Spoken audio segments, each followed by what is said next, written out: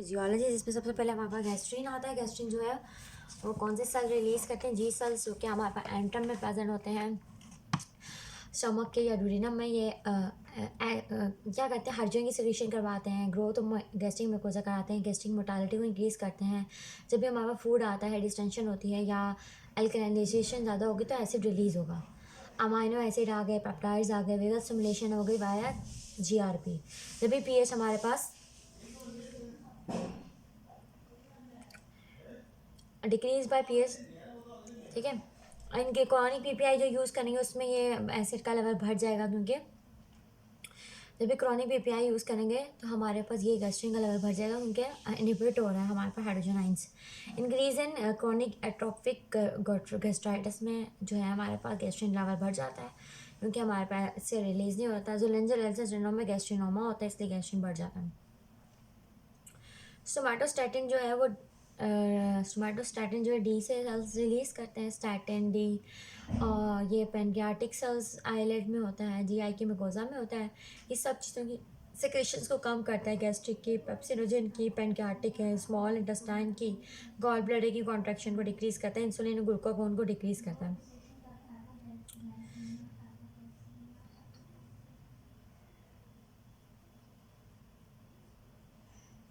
Increase होता है ये एसिड बहुत ज़्यादा हो, वेगल स्टिमुलेशन कम हो, एसिड ज़्यादा हो तो सोमैटोस्टैटिन रिलीज हो जाता है। इनहिबिट सेक्रेशन ऑफ वेरियस हेमोसोमैटोस्टेसिस करवा देता है। ऑक्टोराइड जो एसी का एनालॉग है, इसको हम एक्रोमेगाली में यूज़ करते हैं, ठीक है ना। ग्रोथ हार्मोन का जो डिसऑर्डर है, कार्सिनॉइड सिंड्रोम में जहाँ पे बहुत सारी सेक्रेशंस हो रही होती हैं, लिपोमा में और वेरिसल ब्लीड के अंदर। कोलिसिस्टोकाइनिन, क्योंकि कोलिसिस्टोकाइन में आई आता है, एल आता है, तो आई सेल्स जो है उसी से मैंने याद किया है कि आई सेल्स रिलीज करते हैं ड्यूडिनम के। ये क्या करता है? ये वो वाहिद है जो पेनक्रियाटिक सेक्रेशन को बढ़ा देता है, यानी कि ये जब भी ड्यूडिनम में हमारे पास एसिड आता है या फैटी एसिड, अमाइनो एसिड आ रहे हैं, एसिड आ रहा है, तो हमारा ड्यूडिनम का काम है कि पेनक्रियाटिक सेक्रेशन को ला के बाइकार्बोनेट को लेके आना, ताकि हमारे पास जो है हम एसिड को वो कर सकें। कोलिसिस्टोकाइनिन के नाम से ही पता चला है कि गोल ब्लैडर को कॉन्ट्रैक्ट करेगा, गैस्ट्रिक की एम्प्टी को एकदम रोक देगा, ताकि जो हमारे गॉल ब्लैडर में चीज़ें आई हैं, जो डॉर्नम में आई हैं, उनको हम कर सकें, डाइजेस्ट कर सकते हैं। स्फिंक्टर ऑफ ओडाई की रिलैक्सेशन कराएगा, साथ ही बाइल की जितनी भी सिक्रीशंस हैं वो सारी हमारे पे ड्यूडिनम पे पहुंच सकें, तो इसीलिए गैस्ट्रिक का गॉल ब्लैडर कॉन्ट्रैक्शन होगी, गैस्ट्रिक एम्प्टी रुकेगी, स्फिंक्टर ऑफ ओडाई की रिलैक्सेशन होगी। ये न्यूरोनल मस्कुलिनिक रिसेप्टर पे एक्ट कर रहा है to cause pancreatic secretions. Keratin S cells होते हैं, ये बाइकार्बोनेट की सिक्रेशन करवाते हैं, गैस्ट्रिक एसिड को कम करेंगे, बाइल की सिक्रेशन को बढ़ा देंगे, ठीक है। सिक्रेटन जो है सिक्रेशंस को बढ़ा देता है बाइकार्बोनेट की, और बाइल की, एसिड हो या फैटी एसिड हो, ये जो है इसकी सिक्रेशन बढ़ जाती है। जो बाइकार्बोनेट है वो न्यूट्रलाइज कर लेता है गैस्ट्रिक एसिड को ड्यूडेनम के, allowing pancreatic enzyme to function. तो सेक्रेटन जो है बाइकार्बोनेट करके जो है ना जो पेनक्रियाटिक एंजाइम है उनको फंक्शन करने देते हैं, क्योंकि एसिडिटी में पेनक्रियाटिक एंजाइम काम नहीं कर सकते। जबकि कोलिसिस्टोकाइनिन जो है, इसके नाम से सिस्टोकाइनिन है, कोली को यानी गॉल ब्लैडर को करता है, उसकी जो सिक्रेशन को आने में, स्फिंक्टर ऑफ ओडाई को रिलैक्स करेगा, गैस्ट्रिक एम्प्टी को रोक देगा, तो कुछ डाइजेशन हो सके। मोटलिन जो है उसके नाम से पता चल रहा है कि स्मॉल इंटेस्टाइन का माइग्रेटरी मोटर कम्प्लेक्सेस प्रोड्यूस करता है। फास्टिंग स्टेट में जितना ज़्यादा मोटालिटी बढ़ जाती है, इसीलिए हमारे पास भूख लगती है ज़्यादा। एगोनेस हम यूज़ करते हैं स्मॉल जो भी हमारे पास डायबिटिक गैस्ट्रोपैथी होती है, उसमें हमारे पास सेक्रेशन कम हो जाती है, तो हम ये यूज़ करते हैं। यहाँ पे हमारे पे क्या डायफिनोऑक्सिलेट जो है,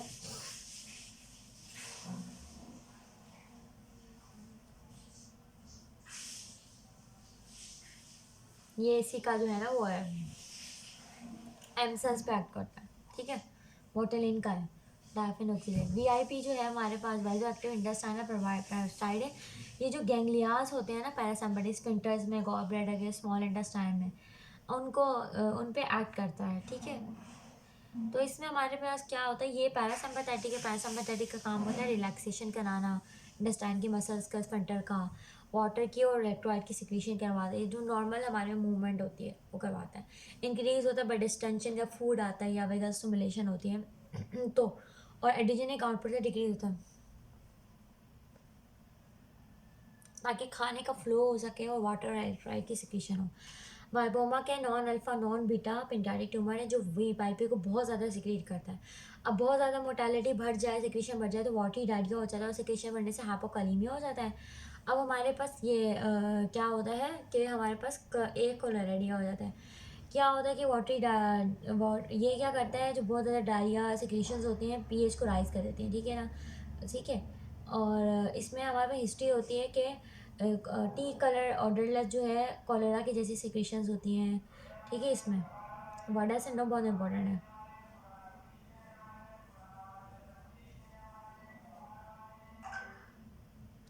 मैंने लिखा डायफेनॉक्सिलेट, जिसके साइड इफेक्ट यूफेरिया और फिजिकल डिपेंडेंस होती है। इसके लिए हम इसके साथ हम देते हैं एट्रोपिन।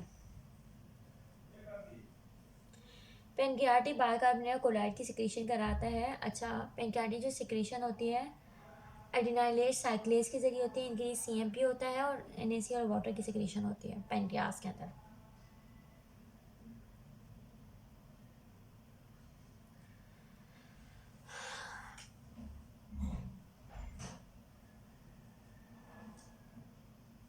नाइट्रिक ऑक्साइड क्या करता है, हमारे पास स्मूथ मसल की रिलैक्सेशन कराता है, एलएस की रिलैक्सेशन कराता है और लॉस ऑफ एनो जो है हमारे पास इंडिकेटेड होता है एक्लेजिया में, जब लेस की टोन बढ़ जाती है। गर्लिन जो है स्टमक से रिलीज होता है, ये गर्ल करता है एपेटाइट में, फास्टिंग डेट में इंक्रीज होता है ब्राइडल वाली में, और जब फूड जो है हम गैस्ट्रिक बाईपास सर्जरी करते हैं तो गर्लिन कम हो जाती है, जिसकी वजह से ताकि वेट लॉस हो सकते हैं।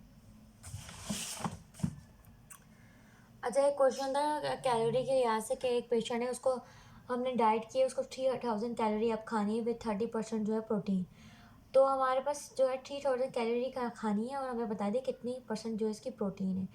तो 30% जो है प्रोटीन है ना, तो सबसे पहले हम 30% का में से हम निकालेंगे 100 से डिवाइड करके कितनी परसेंटेज प्रोटीन है। तो हमारे पास जो हम डिवाइड करेंगे तो हमारे पास आंसर क्या आएगा, 30 डिवाइडेड बाई 100, तो 3/10 बच गया, ठीक है। और 3000 का और जो नीचे का 10 है वो 3000 के ज़ीरो से कट जाएगा, तो हमारे पास 300 मल्टीप्लाई बाय 3 होगा तो 900 आएगा। तो हमारे पास 900 यहाँ पे हमारे पास क्या होगी, इतने हमारे पास प्रोटीन की कैलोरीज आ गई हमारे पास। अब एक ग्राम जो है वो 4 कैलोरीज होता है, तो हमें प्रोटीन का, तो हम इसको 4 कैलोरी से डिवाइड करेंगे तो हमें पता चलेगा हमें पेशेंट को जो है 225 ग्राम जो है कैलोरीज, अगर 900 कैलोरीज खानी है तो वो उसका मतलब है कि 225 ग्राम पर डे लेगा, तो इतनी इसको कैलोरीज मिल जाएंगी 900 कैलोरीज। इंट्रिंसिक फैक्टर जो है पैराइटल सेल रिलीज करते हैं, जो कि विटामिन B12 को बाइंडिंग करने में हेल्प करता है। या ऑटोइम्यून डिस्ट्रक्शन होती है पैराइटल सेल की, जिसकी वजह से क्रॉनिक गैस्ट्राइटिस और पेनक्रियास एनीमिया होता है। गैस्ट्रिक सेल पैराइटल सेल से रिलीज होता है, ठीक है। पैराइटल सेल जी इंट्रिंसिक और दोनों करते हैं। स्टमक की पीएच कम होती है, increase by histamine, vagus stimulation, somatostatin और गैस्ट्रिक इंटेस्टाइनल पेप्टाइड जो है GIP। अच्छा, हमने ग्लूकोज डिपेंडेंट इंसुलोपैट्रिक पेप्टाइड नहीं पढ़ा। ग्लूकोज मैंने ये याद किया था, इंसुलोपैट्रिक यानी टिके सिलोट्रोपिक के डिक्रीज करता ही है गैस्ट्रिक सिक्रीशन को, इंक्रीज करता है इंसुलिन को, क्योंकि इंसुलोट्रोपिक है ना, तो ओरल ग्लूकोज से इंक्रीज होते इसी को कहते हैं गैस्ट्रिक इनहिबिटरी पेप्टाइड, क्योंकि एच की सिक्रीशन को कम करता है, ओरल ग्लूकोज की वजह से इंसुलिन को बढ़ा देता है। इसीलिए जब IV ग्लूकोज लेते हैं तो इतनी इंसुलिन नहीं बढ़ती। पेप्सिन जो है चीफ सेल रिलीज करते हैं, जो कि प्रोटीन की डाइजेशन के लिए होता है। और बाइकार्बोनेट जो है मुकोजा के जो सेल होते हैं, स्टमक हो, डुडिनम हो, स्लावरी ग्लैंड हो, पैनक्रियास हो और बर्नर ग्लैंड डुडिनम, ये सब रिलीज करते हैं, न्यूट्रलाइज करते हैं एसिड को। Increase by pancreatic biliary secretion with secreted trap in mucus that cover the gut. ये जो बाइकार्बोनेट है म्यूकस में ट्रैप होता है जो कवर करता है गैस्ट्रिक एपिथेलियम को एसिडिक और एसिड डैमेज से बचाता है। यहाँ पे हमें गैस्ट्रिक पेट दिखा रहे हैं डायग्राम में, अपर ग्लैंडुलर लेयर है, डीप ग्लैंडुलर है, मस्कुलर मिकोजा, सब मिकोजा है।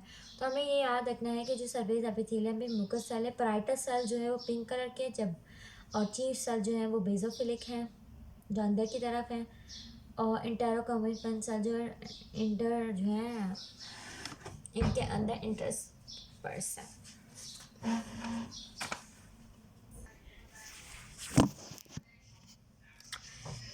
उसके बाद हमारे पास नेक्स्ट पेज पे हमारे पास आ जाते हैं, वही डायग्राम आ जाती है जिसमें हमारे पास लोकेशन ऑफ गैस्ट्रो इंटेस्टाइनल जो है वो सिक्रीशन क्या बता रहे हैं कि किस तरह से हमारे पास हो रही हैं, कि हमारे पास जो वेगस नर्व जब आती है तो वो स्टाइलकोलिन को स्टिमुलेट करती है, जो पैराइटल सेल से HCl रिलीज़ करवाते हैं, इंट्रिंसिक फैक्टर, ठीक है, और इंट्रिंसिक फैक्टर भी हमारे पास रिलीज़ होता है।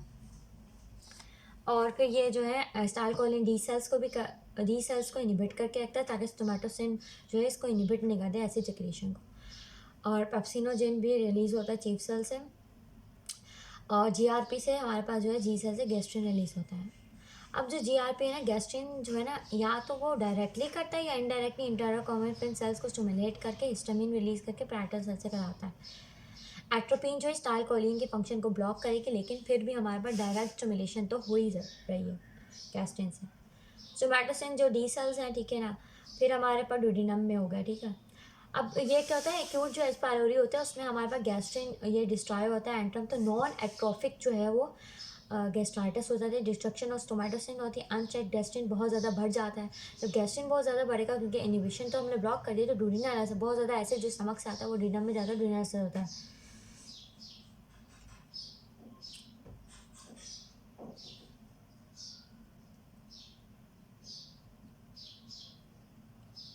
कोलेसिस्टोकाइनिन जो है आई सेल्स रिलीज़ करते हैं, एस सेल सेक्रेटर, और के सेल GIP रिलीज़ करते हैं, ठीक है।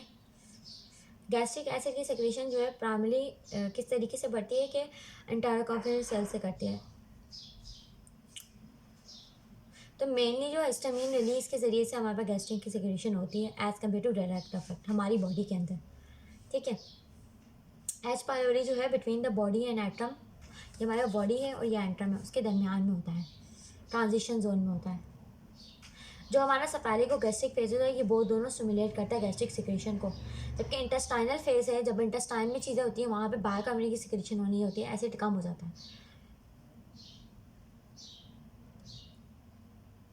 पैनक्रियाटिक सिक्रेशन वैसे क्या होती है, एसोटोनिक होती है, जो भी प्लाज्मा और सोडियम सेम कंसनट्रेशन होती है इसकी, सोडियम की पोटेशियम की।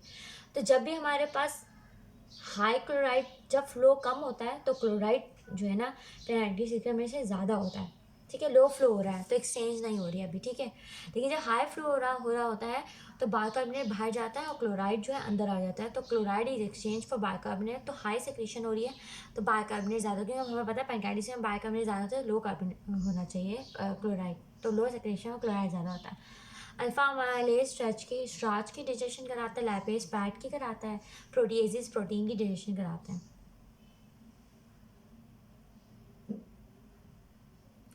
इसकी वजह से हमारे पास क्या होता है, ट्रिप्सिन होता है इसके अंदर, प्रोटीएजेस में कीमोट्रिप्सिन आता है, इलास्टेजेस आते हैं, कार्बो ऑक्सीपेप्टाइड्स हैं, ये प्रो एंजाइम के सोर में होते हैं, इन्हें जोमाजिन्स कहते हैं।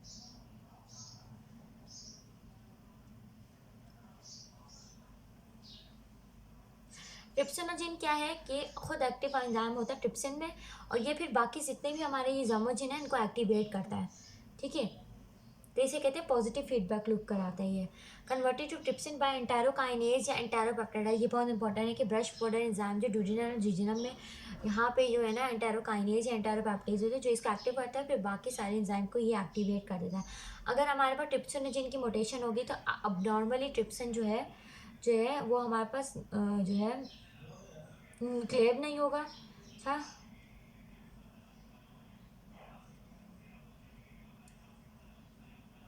अच्छा, ट्रिप्सिन की इनिबिशन होगी तो ट्रिप्सिन जो है वो इनिबिट नहीं हो पाएगा, तो इस वजह से हमारे पास जो एक्टिवेशन बहुत ज़्यादा हो जाएगी हार्मोन्स की।